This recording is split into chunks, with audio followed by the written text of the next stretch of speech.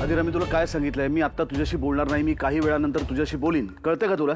एक मिनिट, मी मी मी मी आहे. अच्छा, हां बोला. ऐका ना राजवाडे, असं नका ना करू. आता काय केलं मी? तुम्ही चिडा ना, रागवा माझ्यावर, मला सवय आहे त्याची.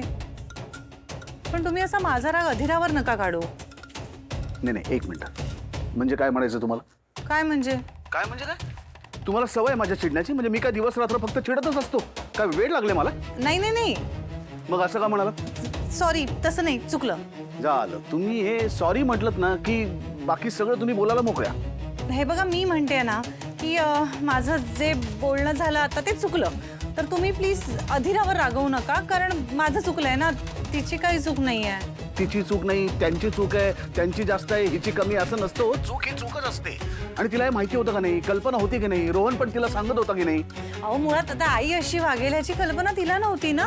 मला सांगा, मुली सासरी गेल्यानंतर ऍडजस्टमेंट करतात ना? तुम्ही करता इथे आल्यानंतर ऍडजस्टमेंट. मग तुम्ही तिला घर सोडायचा का सल्ला दिलात? अहो, पण असा नाही सल्ला दिला मी काही. दिसते हो, तुम्ही तिला असं करू नकोस असं सांगितलं म्हणजे तुम्ही तिच्या निर्णयाला पाठिंबा दिलात. अहो नाही, मला फक्त त्या क्षणी तिचे टेम्परामेंट शांत करायचं होतं, कारण ती खूप चिडली होती, अस्वस्थ होती. या अशा सगळ्या परिस्थितीमध्ये तिचे सासरकडचे लोक तिच्यावर गँगअप करतोय असं नको ना वाटायला. कोणीतरी तिच्या बाजूने उभं राहायला हवं, म्हणून मी तिला सपोर्ट केला. आता ती तिचं मन माझ्याकडे मोकळं करत होती. मग मी तिला म्हणाले, मला पटतंय तिचं म्हणणं, पण मी हे सुद्धा तिला म्हणाले होते की तू असं करावंस असं मला वाटत नाहीये. तुम्ही आता दोन्ही बाजूनी बोलताय? याला काहीच अर्थ नाही. अहो ऐका ना राजवाडे, तिला चुकीचा सल्ला द्यावा असा कसा हेतू असेल माझा? तुम्ही समजून घ्या ना थोडं. मला पटतंय, तुमचं म्हणणं 100% पटलेलं आहे की हो, आपण मोठे होत आणि मोठ्यांनी बोलताना भान ठेवलं पाहिजे. पण म्हणून लहान चुकीचे नसतात ना प्रत्येक वेळी. त्यांची पण एक बाजू असते, ती समजून घ्यायला हवी. आणि मी खरं सांगू का, अधिरा खरंच आमच्या घरात आल्यापासून खूप ऍडजस्ट करते आणि मी बघतेय ते दिसतंय ना मला. म्हणून मी तिला सपोर्ट केला. मग ह्यात काय चुकलं काय माझं? बाई,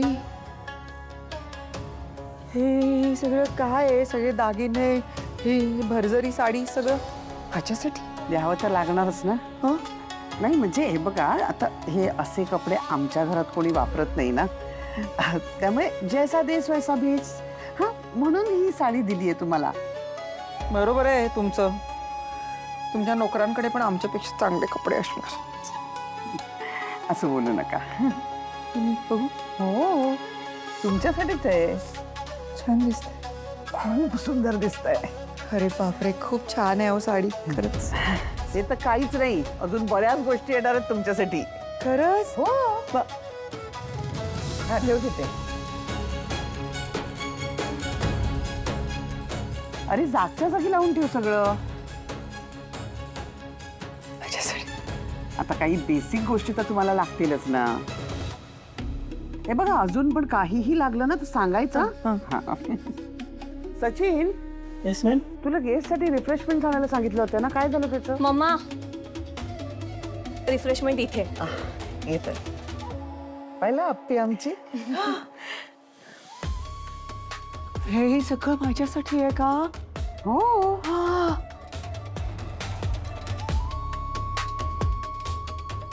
काय झालं? मंदाताई बोला ना.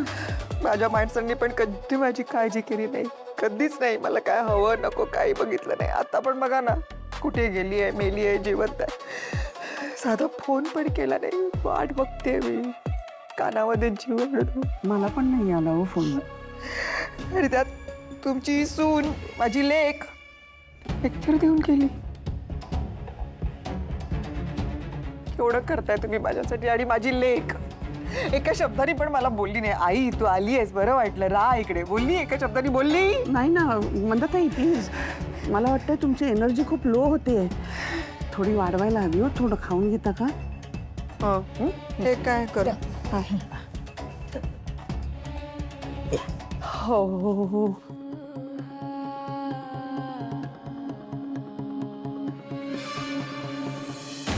बसा बसा ना. बस तुम्ही बसा. नाही नाही मी ठीक आहे. आता एवढं तुम्ही सगळं असं आदरातिथ्य करायला लागल्यानंतर मला इथून जावंसच वाटणार नाही अहो. अहो मग कशाला जात आहे? हं? तुमच्या लेकीचं घर आहे, कोण अडवणार आहे तुम्हाला? माझीच लेक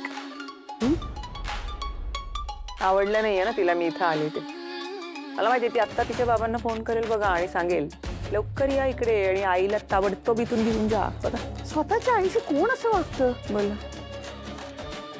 म्हणतातही एक सांगू का? म्हणजे ऐकाल ना तुम्ही? सांगा की. मिसअंडरस्टँडिंग करून घेऊ नका. हा, आपलं कोण परक कोण कळलं आता मला. बोला. म्हणतातही मला सांगा, तुम्हाला स्वाभिमान वगैरे आहे की नाही? हं? म्हणजे कधीपर्यंत असं तुम्ही लोकांचं ऐकणार आणि स्वतःचा अपमान करून घेणार आहात? नाही नाही नाही, बास झालं बास झालं. आता कोणीही काही म्हटलं ना तरी तुम्ही इकडनं हलायचं नाही, कुठेही जायचं नाही. त्या कष्टाने तुम्ही मुलांना वाढवलं ते काय हे दिवस बघायला? मी पण एक आई आहे हो. तुमचं मन कळतंय मला, म्हणून तर म्हणते. माफ करा मला माझ्याकडनं काही चूकभूल झाली असेल तर. गेले सगळं विसरून गेले. शेवटी काय हो, आपण दोघी एकाच बोटीतले प्रवासी आहोत. आपण दोघी एकमेकींना नाही समजून घेणार तर कोण घेणार? आता माझ्या मुलीने तुम्हाला घराबाहेर काढलं.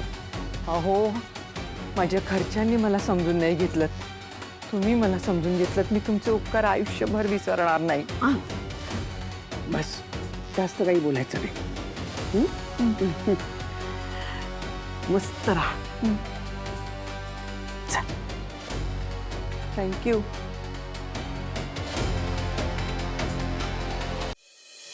अदिरा अदिरा आता काय झालंय तुला रडायला?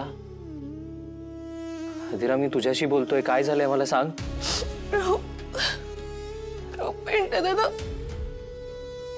खूप चिडलाय माझ्यावर. माझ्याशी बोलत नाहीये तो नीट. का चिडलाय आणि पिंटे दादा? आपण वेगळे राहण्याच्या डिसिजन साठी तो फॉर नाहीच आहे, पण आज जे काही घडलं ना ते त्याला अजिबात आवडलं नाहीये म्हणून. नाहीच आवडणार. आणि इफ यू रिमेंबर मी सुद्धा तुझ्या डिसिजनच्या फेवरमध्ये नव्हतो. अदिरा म्हणूनच मी तुला थांबवत असतो का? पण तू माझं ऐकतच नाहीस. मला सांग, ह्या आधी आपल्या घरात भांडणं नाही झाली आहेत का? अगं घर आहे, भांड्याला भांडं लागणारच, भांडणं होणारच. पण त्यामुळे ती भांडणं काय आपण सतत डोक्यात ठेवणार आहोत का? शांतपणे मिटवण्याचा प्रयत्न करतो आपण भांडण. अदिरा बाबांना नेहमी म्हणतात, एक जण चिडला ना तर दुसऱ्याने शांत राहायचं. कारण जर दोघंही चिडले ना तर भांडण अजून चिघळतं. आणि आताही तेच झालंय, भांडण खूप चिघळलंय. म्हणून ना मी तुला दरवेळी थांबवत असतो. आजपर्यंत या घरातली भांडणं कधीच घराबाहेर गेली नाहीयेत. आताही गेली नसती. पण तू काय केलंस? वेगळा राहायचा एक इम्पल्सिव्ह डिसिजन घेऊन टाकलास. अगं डिसिजन घेतलास ते तर वाईटच होतं, पण त्यामध्ये तू ताईला सुद्धा इन्क्लूड केलंस ग. आणि सरळ बॅग भरायला लागलीस. मला ना कळत नाहीये तुला एवढी घाई का असते दरवेळी. बघतेस ना आता तुझ्या डिसिजनचे परिणाम. हो